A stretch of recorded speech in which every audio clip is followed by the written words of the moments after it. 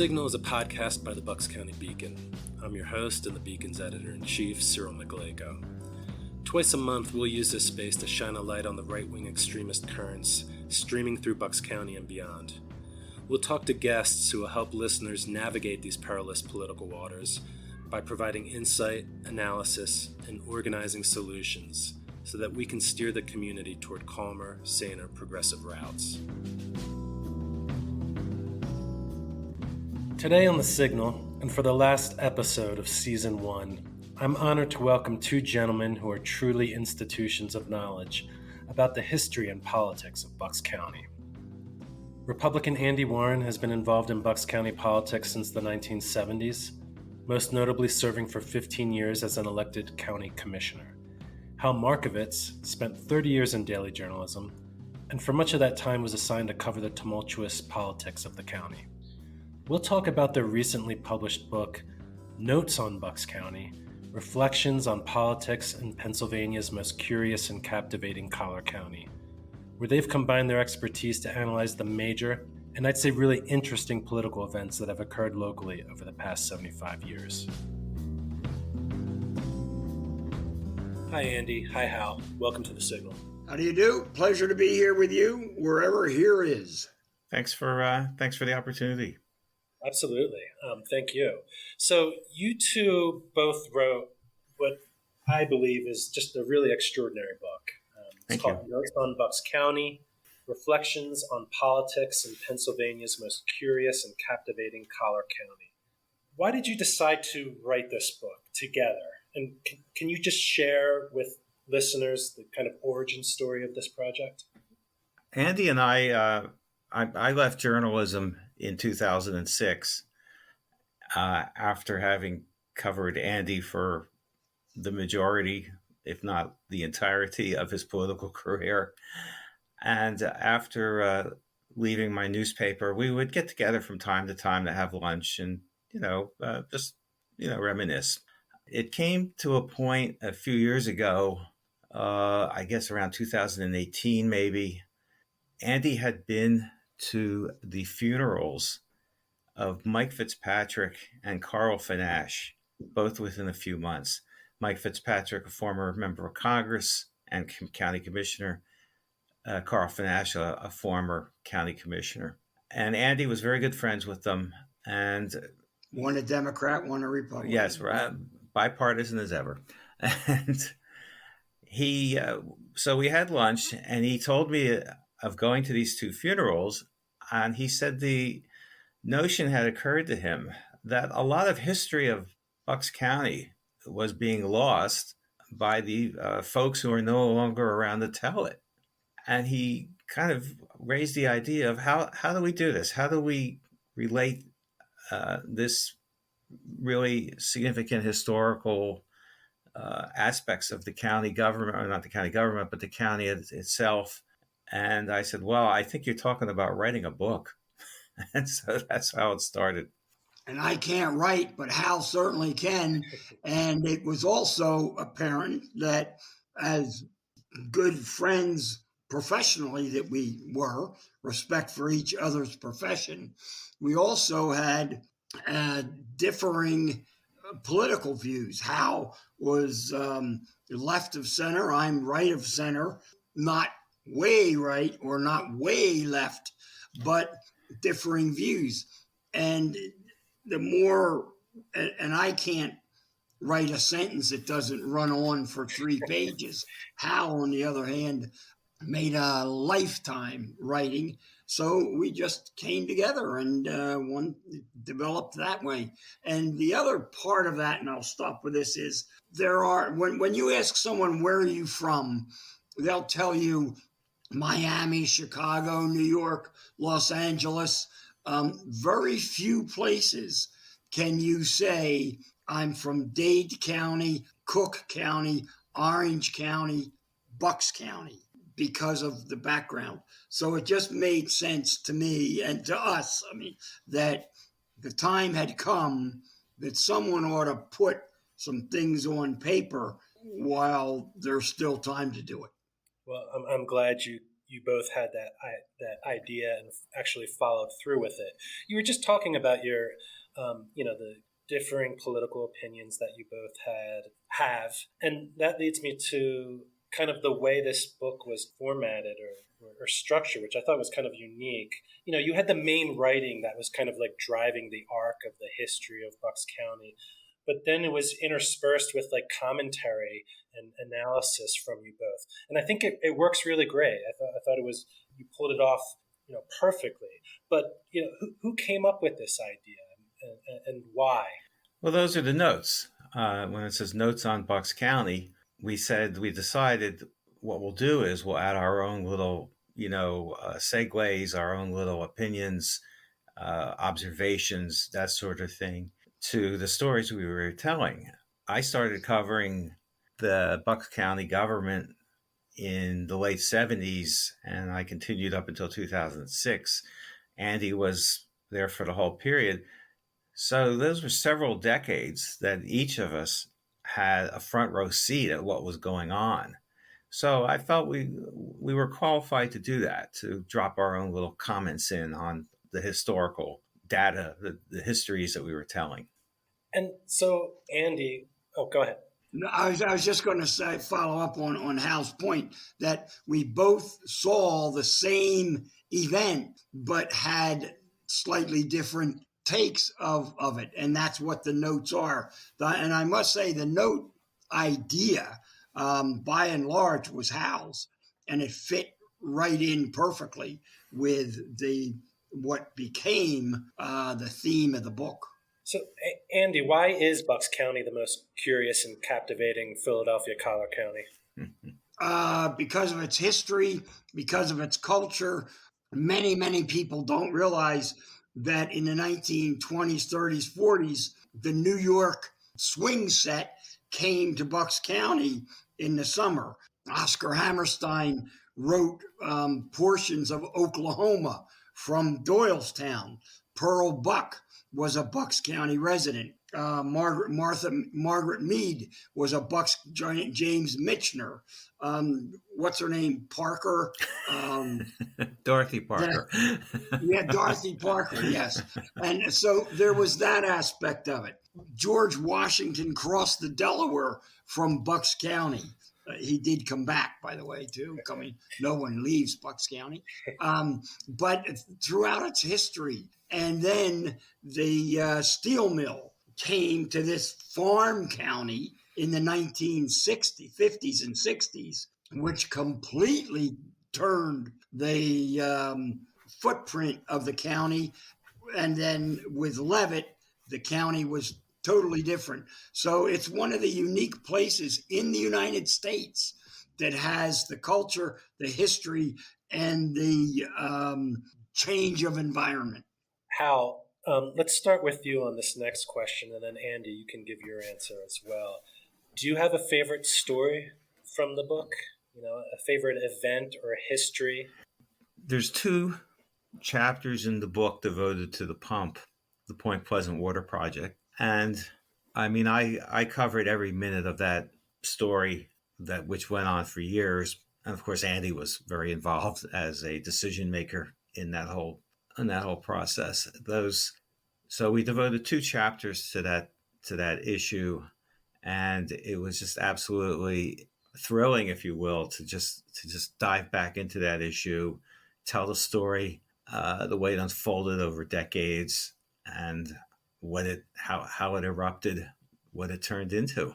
And what else can I say? We're talking about the pump. One of the significant developments in the book, in the story, and I didn't know this when I was covering the issue, but after learning about it, I was absolutely flattened by it. When we interviewed former Bucks County Commissioner Charles Martin, who for many years had been one of Philadelphia Electric Company's community relations people, if you will, in Bucks County. And he told us that PECO had planted spies in Delaware, the environmental group Delaware, to, so they could gather intelligence on Delaware. I was absolutely flattened by that. And the first thought that entered my mind was, if I had known this in 1983, I would have won a Pulitzer Prize. But I didn't. I didn't know it then. But you can imagine. I mean, here we are, 4 decades later, and there's still stuff coming out about this story. Amazing. Oh, If you absolutely. had done that in 2023, you could be coach of Michigan University football team. Yeah, I mean, wow, that was almost like a corporate COINTELPRO program that they were carrying out in Bucks County. Yeah, and it's fascinating, about like Abby Hoffman like coming to, being part of this story, and the fact that like Yes. Jim Greenwood, former Congressman Jim Greenwood, was hanging out with Abby Hoffman, this yippie, radical leftist, anti-war icon, shooting bottle rockets together. Yes. I almost feel like today they'd be shooting bottle rockets at Abby Hoffman. And I would just follow up on Hal's part that pump it 2 chapters were really, well, I think one of the most telling parts of Bucks County history since the Revolution or Civil War. It was far more impactful, emotional, with thousands of people who demonstrated, etc. But one of the ironic parts of that was Abby Hoffman gave me one of the greatest compliments I've ever had in my life. And when people look at me and say, "What are you talking about?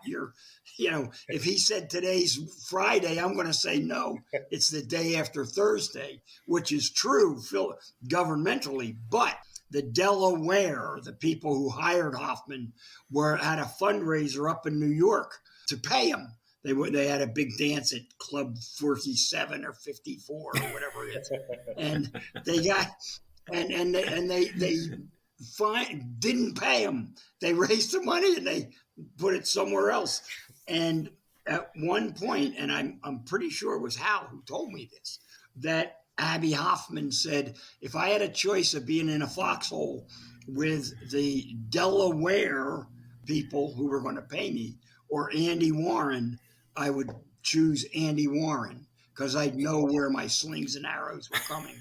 And I thought that was great. But along with that, another chapter, a part of the book that I look to that many of readers would not understand or realize. At one point, the commissioner, the courts, the judges sued the commissioners in the county because their budget wasn't being filled up enough.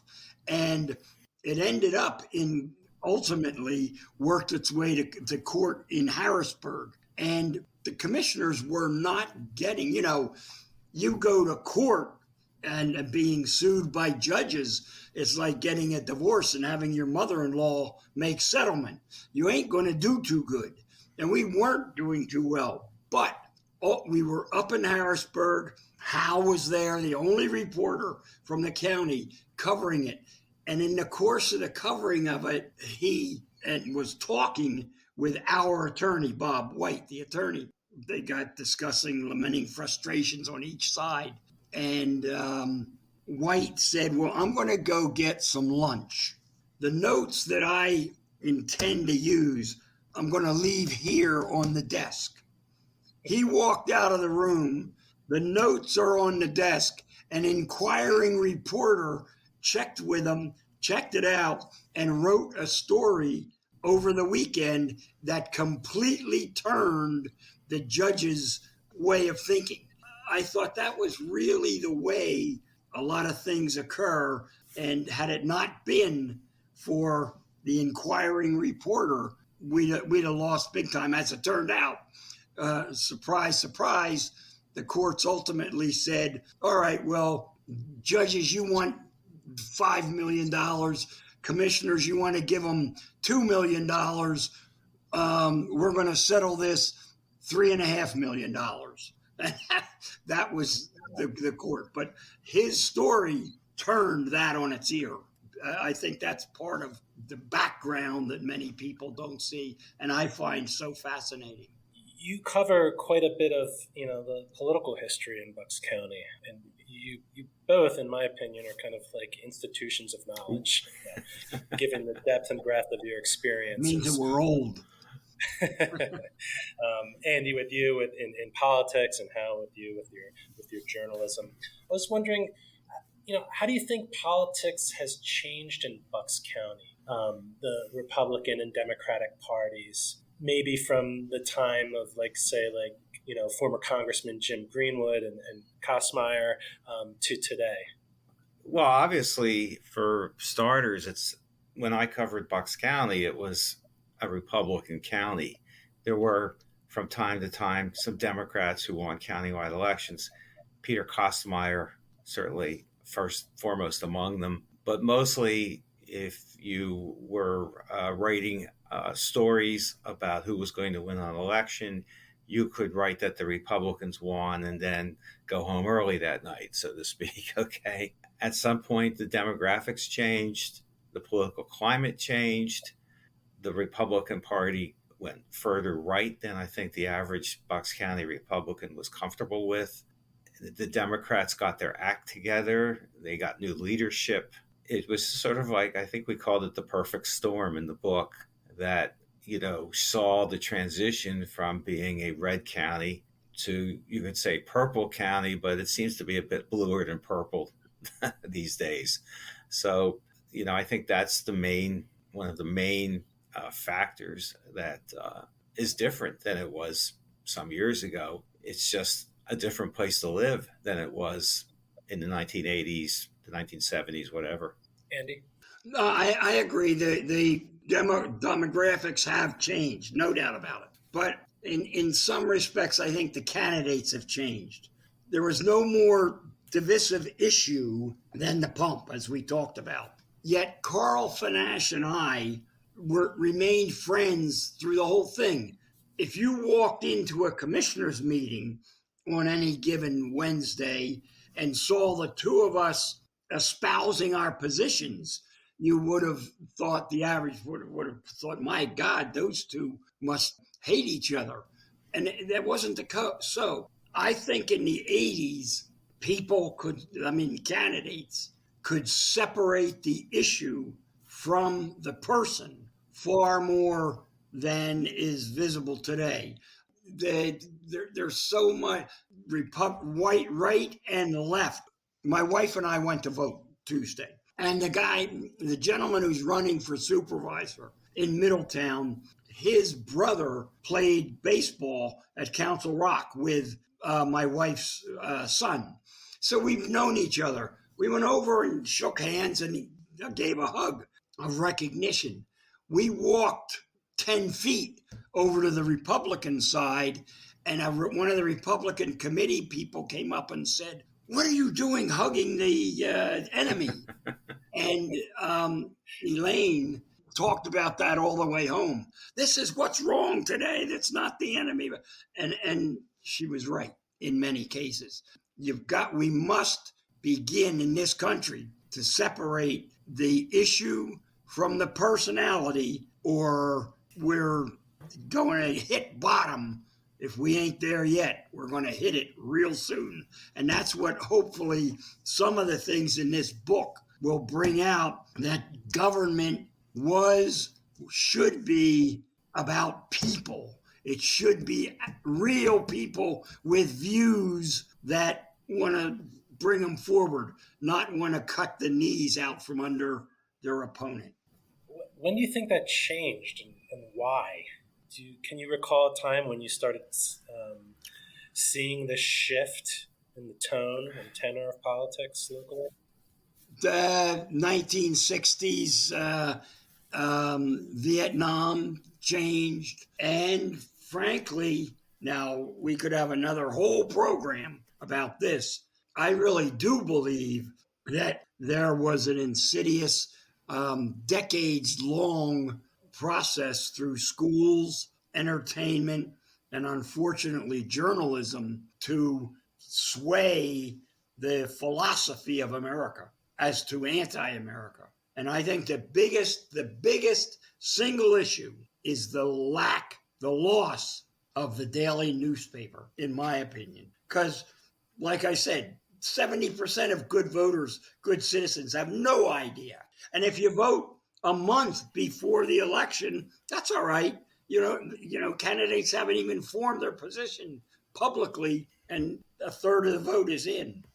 I'll just say that it was Republicans that helped push through Act 77, wasn't it, in Harrisburg? That was not a Democratic vote. Stupid ones, yeah. I just wanted to point that out. What about you, Hal? Any comments on the kind of change of tone and tenor in local politics? I mean, you can't get over the fact that things have gotten nastier and more personal. Andy's right. Back when he was serving in office, Republicans and Democrats could be and were certainly good friends. They knew each other. They worked together in the same government. I don't think you see that anymore. I think it's become more divided than ever, and I don't know why. It just seems it's so much more about a grab for power now than it's ever been before, and there's less there's less willingness to work together to work out the problems.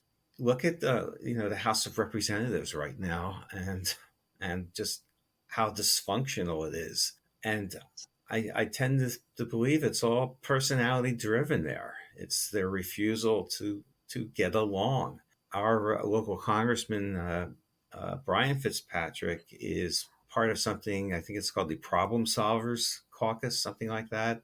And they're supposed to be able to work together to go across the aisle and get things done, which is very fine, but I don't think they have any influence on either side. I don't know what problems they've managed to solve. It doesn't seem like even a group of members of Congress, well-intentioned, let's get together and work this out. They're in such a minority that do they really have any impact at all on the business of the House? I don't see it. I would probably agree with that, and I think the most effective thing that the Problem Solvers Caucus has accomplished is just creating a brand for lawmakers to kind of run on. Because, like you said, that what is their list of accomplishments? I would say it's sure, if you're looking at it through a perspective of actually meaningful and impactful legislation dealing with some of the biggest issues today. If the Bucks County Beacon is going to be here for the long haul and save the area from becoming a news desert where extremism and authoritarianism flourishes, we need the community to invest in our independent media project so that we can continue to produce this podcast and publish news, analysis, and progressive opinion daily on our website. Go to buckscountybeacon.com/support-the-beacon and become a monthly sustainer today. Just to stick with you, Hal, and then Andy, we'll get back to you. How is, because Andy, you had mentioned the kind of, the unfortunate impact that the state of journalism has had. Tell me how journalism has changed in Bucks County, because, I've talked about this before elsewhere, but, the Bucks County Courier Times and the Intelligencer are shells of what they once were, whereas in your time, there would probably be 40, 50 staffers, stringers, editors alike, and now you might even be able to fit the whole staff in a bathtub. There was a time when at county commissioner meetings there was a table specifically for journalists, and there were at least a half dozen. Fred Selby from the Bulletin, someone from the Courier, Intelligencer, WNPV, WBCB. We're all there. Today, because I don't have a life, I've gone to every single commissioner meeting for the last 4 years. There's one person from the Courier and I guess Intelligencer who shows up. One. And she's got to cover the whole thing. And the biggest thing, aside from there is no journalism today, in my opinion, but if Hal had a story where a Democrat said Andy Warren's built backwards his nose runs and his feet smell. Before that story was in the paper, I would get a call from the reporter saying they said this and this about you. And there was always and I'm talking the 70s, 80s, there was always an opportunity to get both sides of a story. Now, so many of them make up the doggone stuff, and they don't even facts. My mind's made up. Don't confuse me with facts. And I'm talking writers. That's what's missing. Oh, well, I'll be happy to weigh in on this since I spent 30 years of my life doing this. Obviously, the business model of print journalism doesn't work anymore. The papers that remain successful, you're talking about the Washington Post, which is owned by Jeff Bezos, who has billions of dollars and doesn't care how much money that the paper loses, which is, say what you want about Jeff Bezos. He saved the Washington Post. And contributes heavily to the Democrat Party. Right. So locally, you're right. The Intelligencer, where I worked for 4 years, the Courier Times, they are just a sliver of what they used to be. And they're making it the only way they can. They're basically surviving day to day, and that's probably what you're going to see for a while. The basic problem, or one of the basic problems I see when I read a newspaper story today, is just the lack of work that goes into putting that story together. So often you see a story about whatever issue, political issue, let's say, and the reporter writing the story is pulling quotes off of Twitter feeds, that sort of thing, Facebook posts, whatever. Some politicians responded this way on Twitter. I mean, I just shudder when I read that. When I was doing the job, I picked up the phone and called, okay? And one of the basic rules of journalism is when you ask a question, you may get an answer that you didn't expect. And you can't get that answer unless you actually ask the question. So that's what really is missing in many cases from today's journalism. The reporters are just not doing the footwork needed to really properly dig out a story. And it's, not all their fault. As we said, their resources are very much diminished, and they don't have the resources to chase down stories the way we did 25 years ago.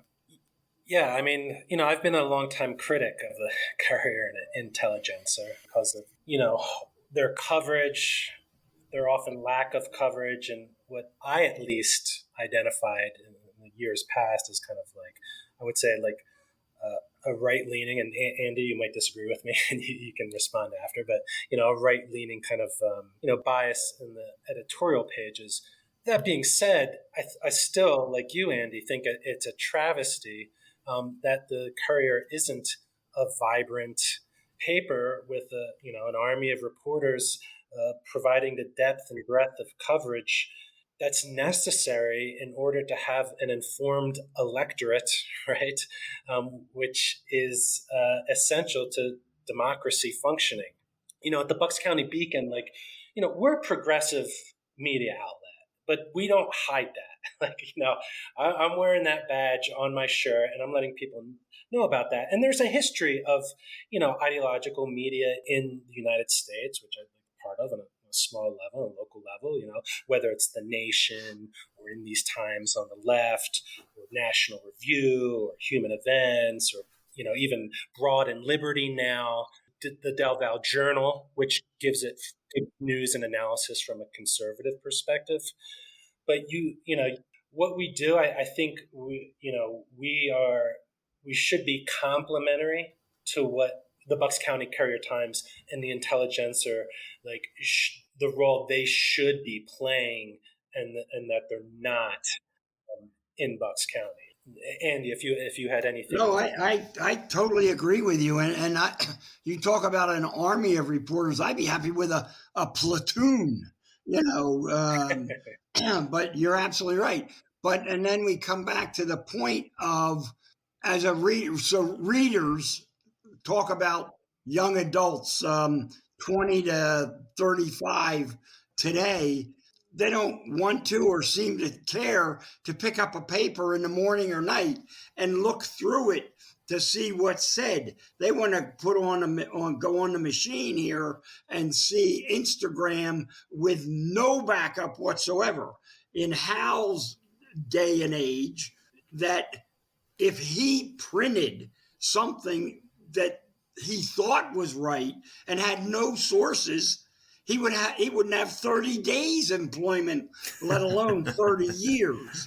And that's part of the problem. I have no problem with a Beacon or the Delaware Valley right left newspaper. If you know what they, but at least when you make your point, get the other side and to see where it's wrong. But we don't have that today at all. Let me just make one point here about this whole discussion on the media, and that is that yes, there's a fewer reporters showing up at these meetings, governmental meetings, fewer stories being written about them, fewer newspapers being published. Yes, it's absolutely all true. In this past election, I did notice one troubling aspect, though. The Philadelphia Inquirer did what it always does, and it endorses candidates in specific races. In this year's Bucks County Commissioner's race, the Philadelphia Inquirer endorsed the Democratic candidates. Newspaper noted in its endorsement of the Democratic candidates that the Republican candidates never showed up for an interview with the editorial board. Okay, I'm not pointing at Republicans here, or I'm not pointing at Democrats, but if the politicians aren't even going to bother to show up, return your calls or whatever, maybe there's some blame to spread around here.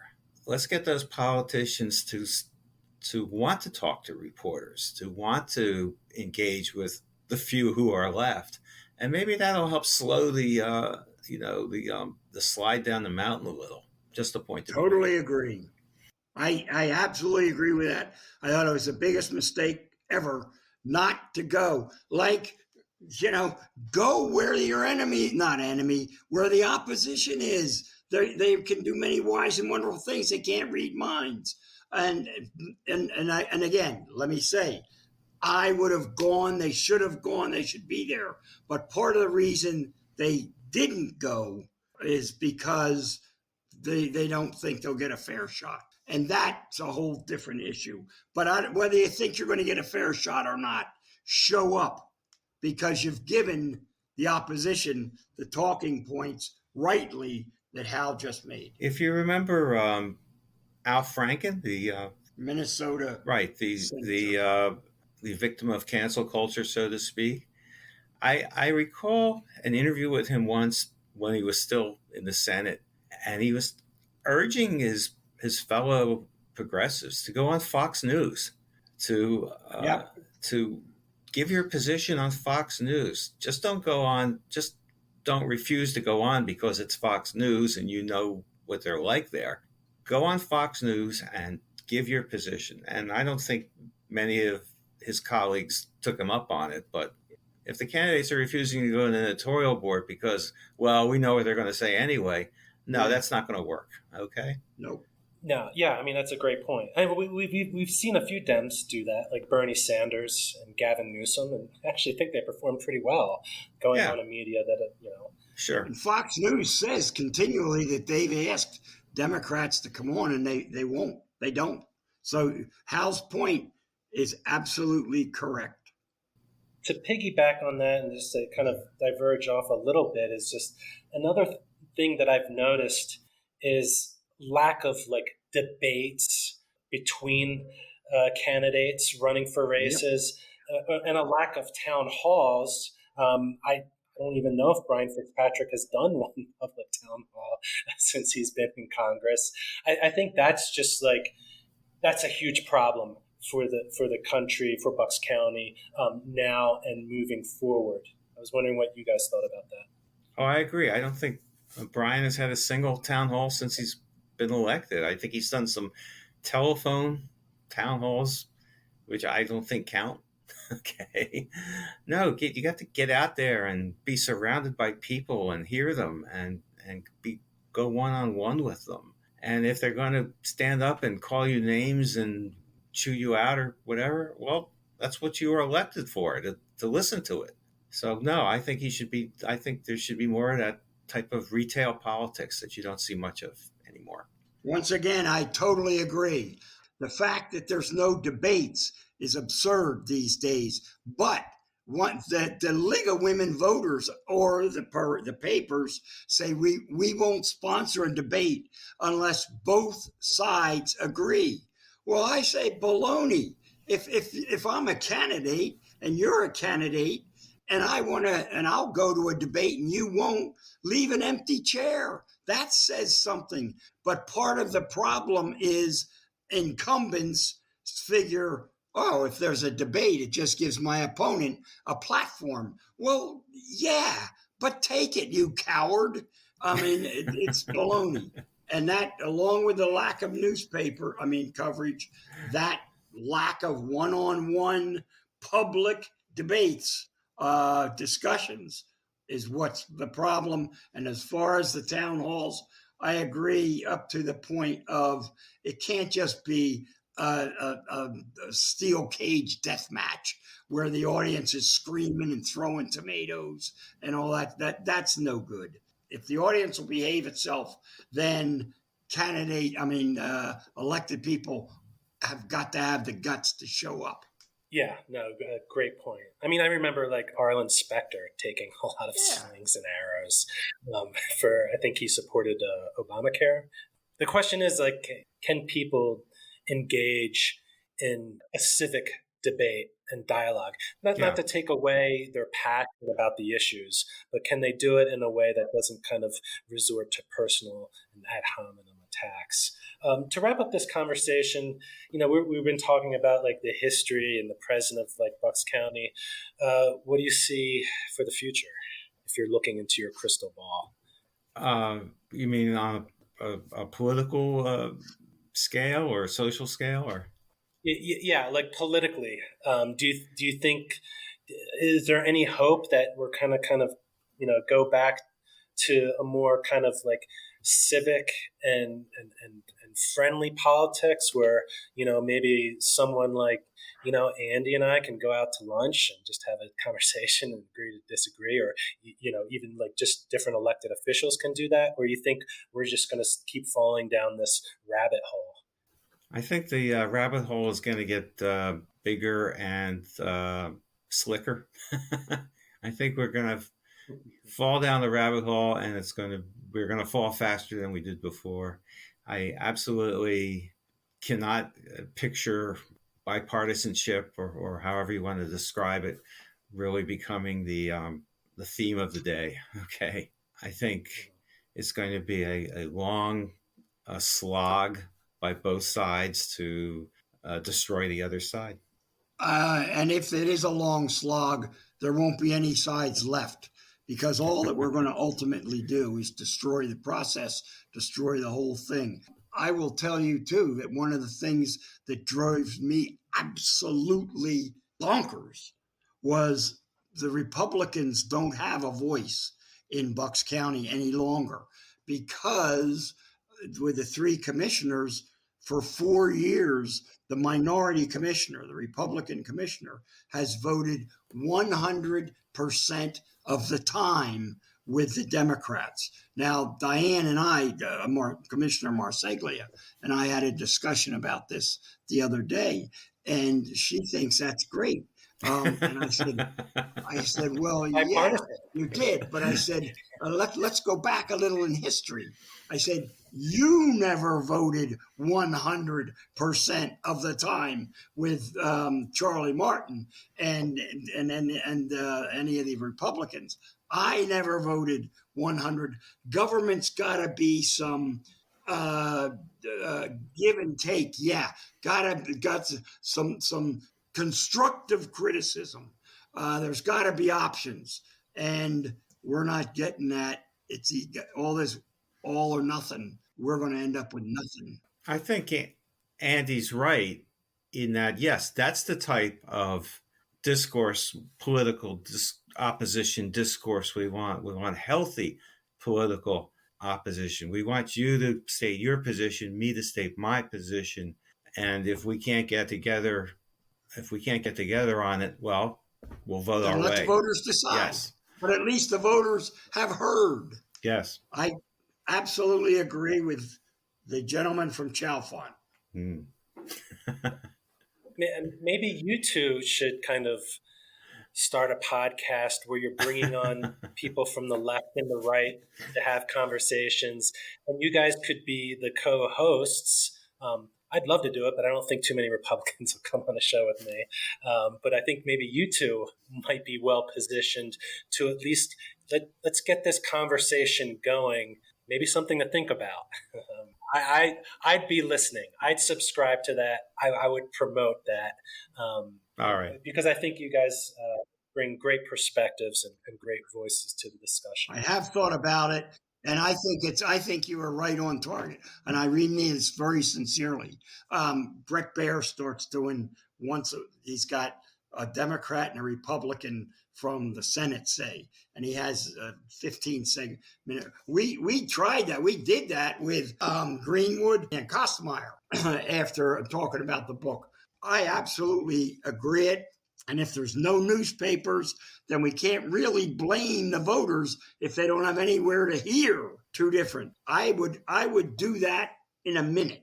And if anybody's interested, call me up. We'll be there.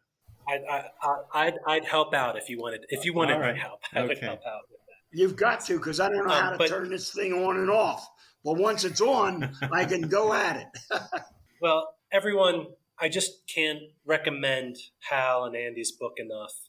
Notes on Bucks County, Reflections on Politics in Pennsylvania's Most Curious and Captivating Collar County. One, go to your local bookstore, buy it, order it if it's not there, and read it. And with the holidays right around the corner, this makes a great gift for anyone in or from Bucks County, because it truly is a treasure of this county's, just really, like they said, captivating history that we have.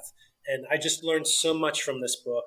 And I just want to thank you both. Thank you, Andy. Thank you, Hal, for coming on The Signal and talking about the book and sharing your knowledge. Thank you. It's been very enlightening, very enjoyable, and very constructive.